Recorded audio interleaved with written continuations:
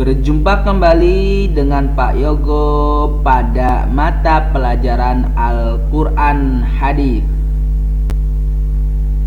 yang mana pada pertemuan kali ini kita akan belajar hadis tentang keutamaan Al-Quran.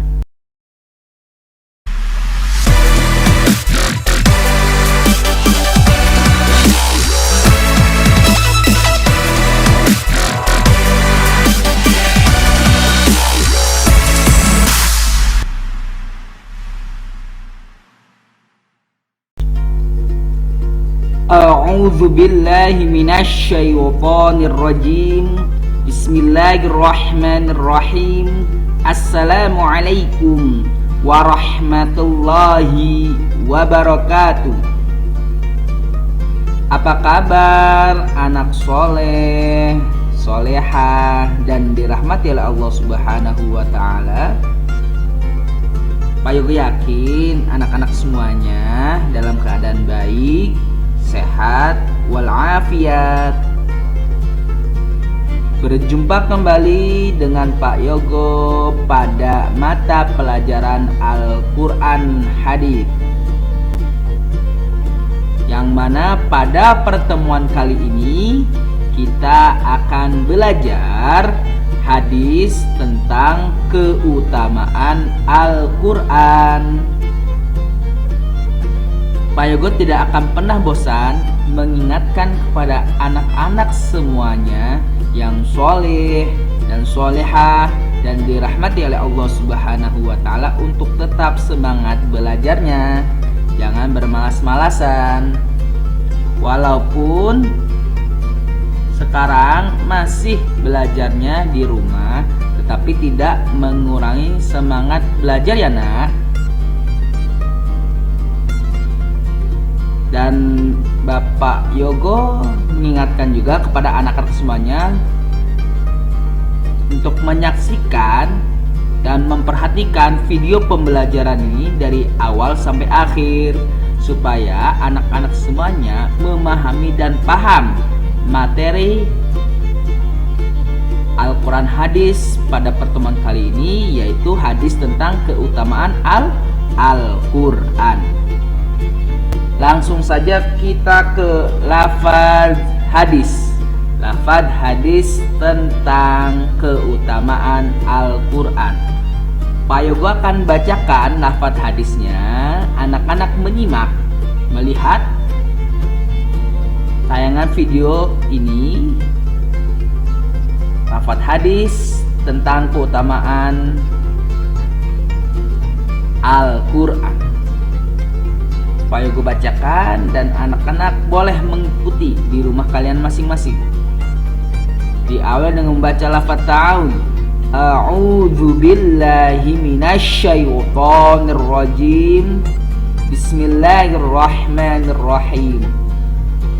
Khairukum man ta'allamal Qur'ana wa 'allamahu. Rawahul Bukhari. Itulah lafaz hadis tentang keutamaan Al-Quran.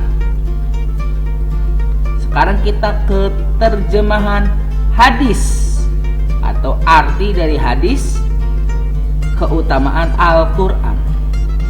Nah, ini adalah arti dari hadis yang Pak Yogo bacakan tadi. Artinya, sebaik-baik kalian adalah orang yang mempelajari Al-Quran dan mengajarkannya. Hadis riwayat Bukhari. Khairukum, sebaik-baik kalian adalah man ta'allamal Qur'an, adalah orang yang mempelajari Al-Quran, wa 'allamahu, dan mengajarkannya, mengajarkan Al-Quran. Hadis riwayat Bukhari. Hadis tentang keutamaan Al-Quran itu diriwayatkan oleh Imam Bukhari.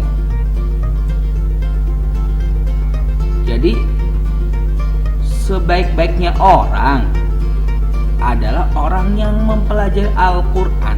Berarti kita harus mempelajari Al-Quran supaya kita menjadi orang yang baik, jadi orang yang sebaik-baiknya.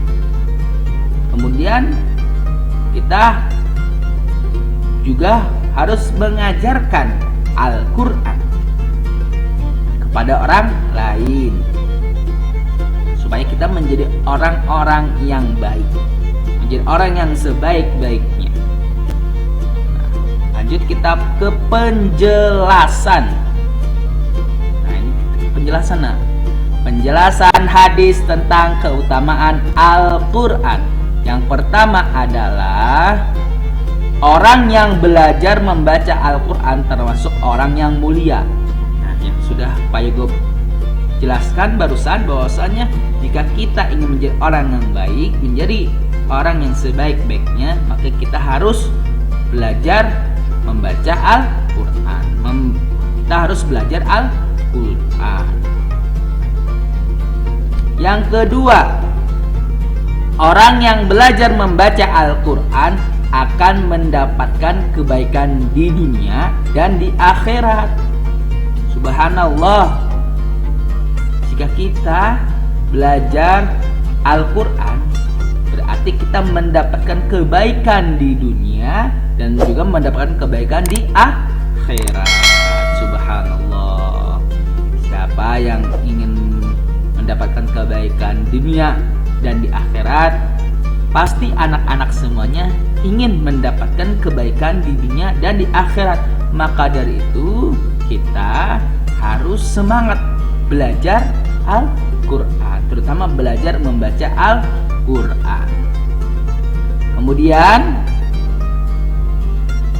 Nabi Muhammad SAW menyuruh kepada kita untuk menghiasi rumah kita dengan sering membaca Al-Quran.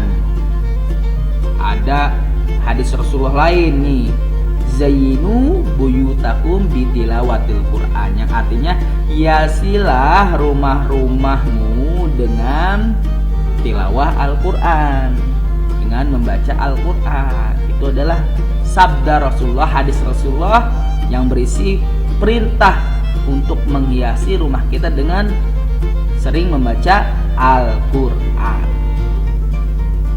Supaya apa? Kalau misalnya kita sering membaca Al-Quran, supaya rumah kita menjadi adem, terhindar dari mara bahaya, kemudian terhindar dari gangguan setan. Pasti anak-anak semua ingin rumahnya dihiasi dengan tilawah Al-Quran, dihiasi dengan bacaan Al-Quran, supaya hati kita menjadi aman, nyaman, tentram, dan kita terhindar dari mara bahaya. Kemudian keutamaan membaca Al-Quran. Yang pertama, keutamaan membaca Al-Quran yaitu bahwa setiap huruf yang dibaca, setiap satu huruf yang dibaca akan mendapatkan pahala 10 kebaikan. Jika kita membaca satu huruf hijaiyah dalam Al-Quran, berarti kita mendapatkan 10 kebaikan, mendapatkan pahala 10 kebaikan. Subhanallah. Contoh, kalau misalkan kita membaca basmalah, Bismillahirrahmanirrahim, Bismi, ada 3 huruf, berarti sudah 30 kebaikan yang kita dapatkan. Apalagi Bismillahirrahmanirrahim itu mendapatkan berapa kebaikan? Bismi 30 kebaikan, Lahi itu ada 4, ada 70 kebaikan, Ar-Rahmani itu ada 60 kebaikan. Kemudian Ar-Rahim sama 60 kebaikan. Sudah berapa kita dapatkan kebaikan jika kita membaca Al-Quran dengan lafaz basmalah? Itu sudah mendapatkan